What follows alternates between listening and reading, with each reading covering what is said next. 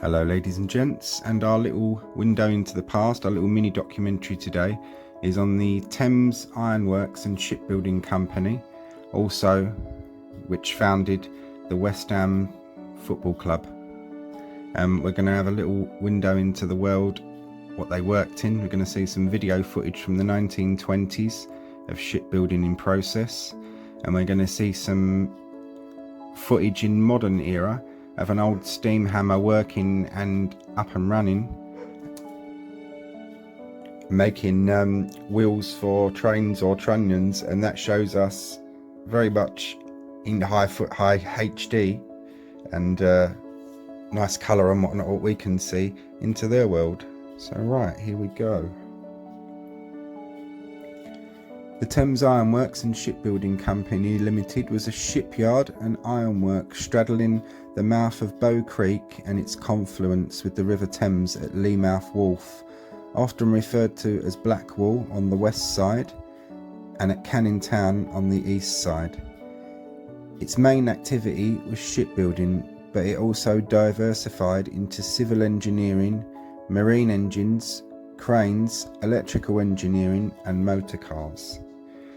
The company was founded in 1837 and was defunct in 1912. The company notably produced ironworks for Isambard Kingdom Brunel's Royal Albert Bridge over the Thames in the 1850s, and the world's first all-iron warship, HMS Warrior, launched in 1860.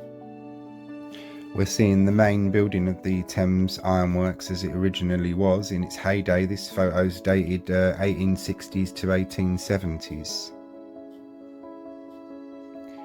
Here we see a group of investors in the Blackwall Tunnel that pose inside a giant caisson produced by the Thames Iron Works, whose football team later went on to become the embryonic West Ham FC, West Ham United FC. April 1865, and the band of the Thames Iron Works, whose football team became the embryonic West Ham United FC. Impressively, the company's full name was Thames Iron Works Shipbuilding, Engineering and Dry Dock Company Limited, West Ham and Blackwall. Here we see the men of the band, all in their Sunday best, and the posher ones in their top hats. And what I like, over to the left, where all the scaffolding is, you can see a ship being built, the process of it being built.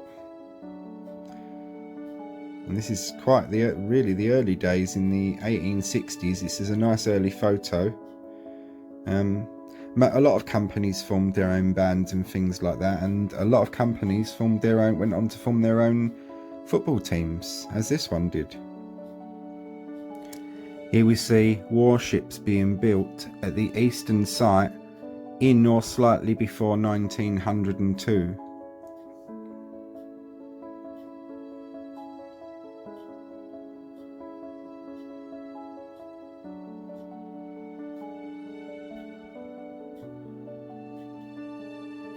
The launching of warships. This is dated 1903. It doesn't say the name of the ship, which is quite annoying.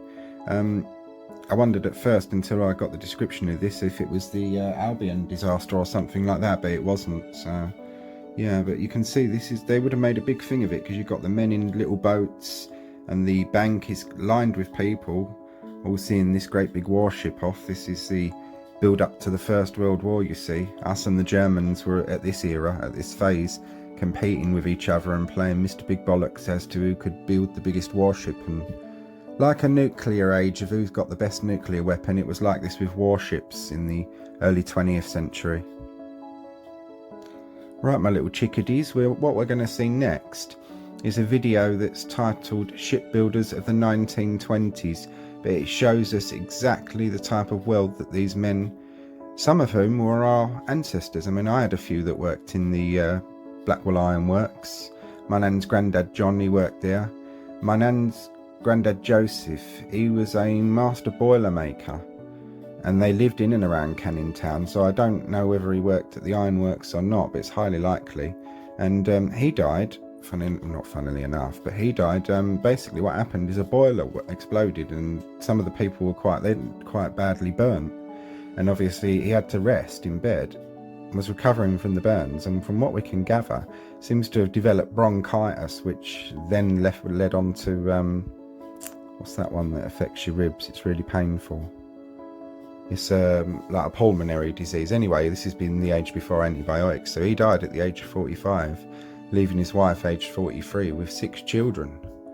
But yeah, as I say, back on into the world of the ironworks, and what we're going to see is a video now from the 1920s.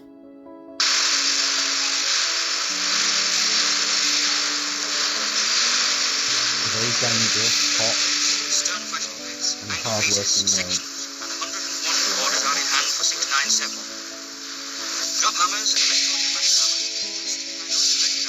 Like the drop hammer here, you're seeing one actually in the 1920s in full operation.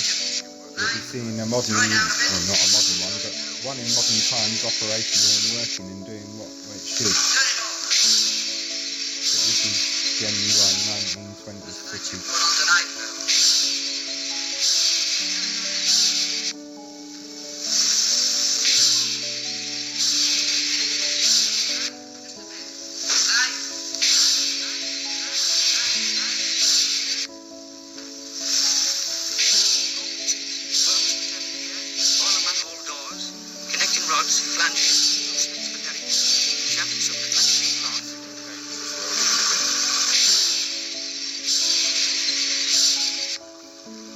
Very dangerous, very hard work, very exhausting work, and a lot of these men were heavy drinkers. The shadow of tower cranes and derricks, the 697 begins to grow in her berth. The vertical keel plates have been laid and the tank frame is basically in the process of being built, what we saw in some of our earlier photographs.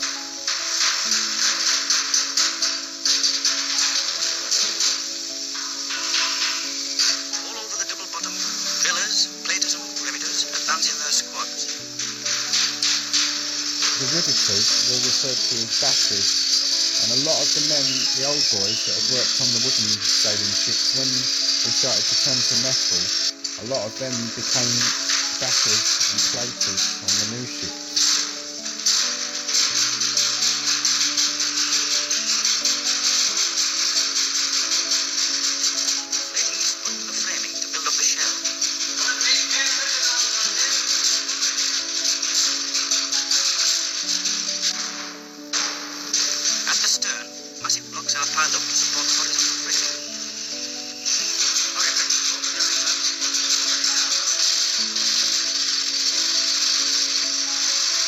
A lot of these men, they were so thirsty and whatnot, they drank a lot of beer, so some of them were quite half cut when they did this work.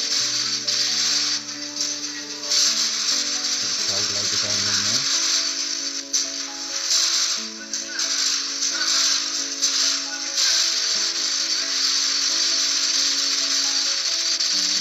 I think he might be one of our half cut men. Framing and deck flooring of the tank top is finished.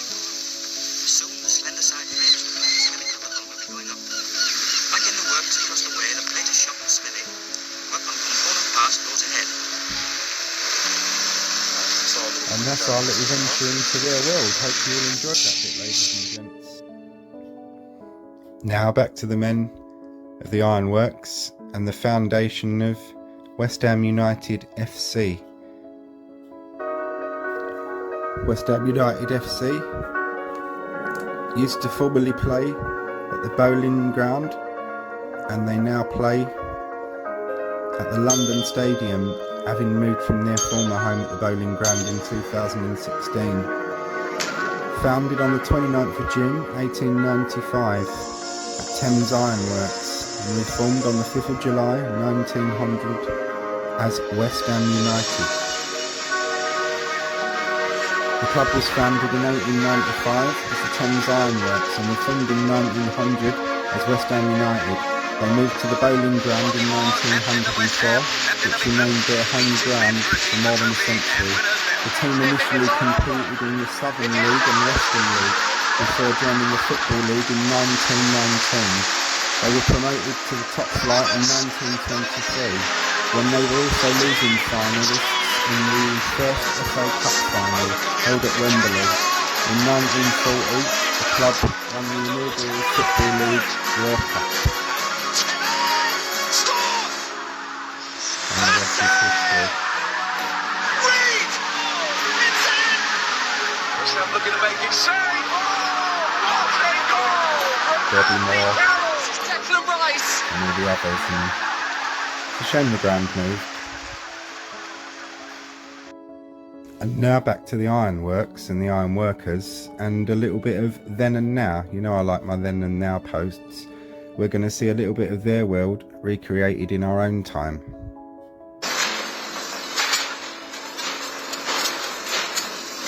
Making train or trunnion wheels with a traditional steam hammer, in the way it was very much done in those days.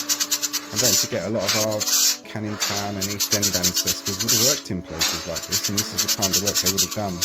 Very hot, very dangerous, but very skilled work, really, in my opinion.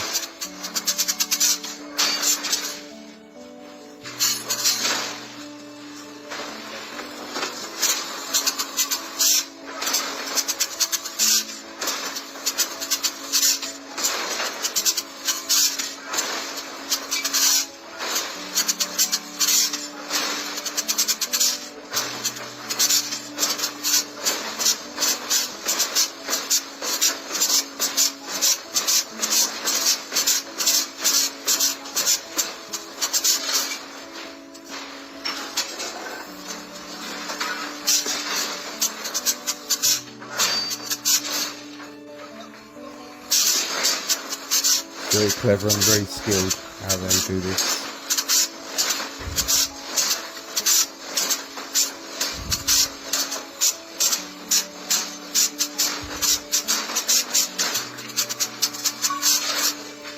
This work was so exhausting that a lot of the men, it was done in relays, where you'd have a group of men, they'd do this, and then they'd go and collapse into chairs for a few minutes, and then the next group would come along and do it, because it was that physically exhausting, so hot and grueling. And hence why many of our East End ancestors didn't live to the age beyond 60, 65.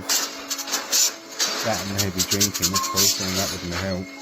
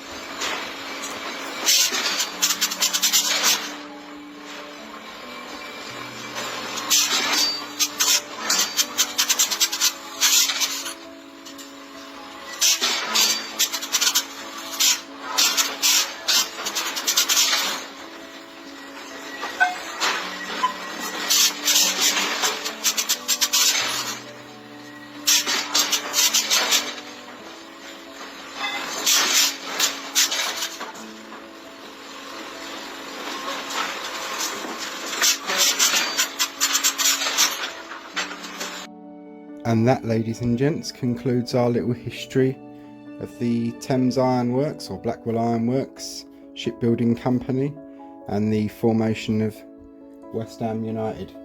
Hope you all found that interesting. If you did, please give it a like and a share. Thanks very much for watching.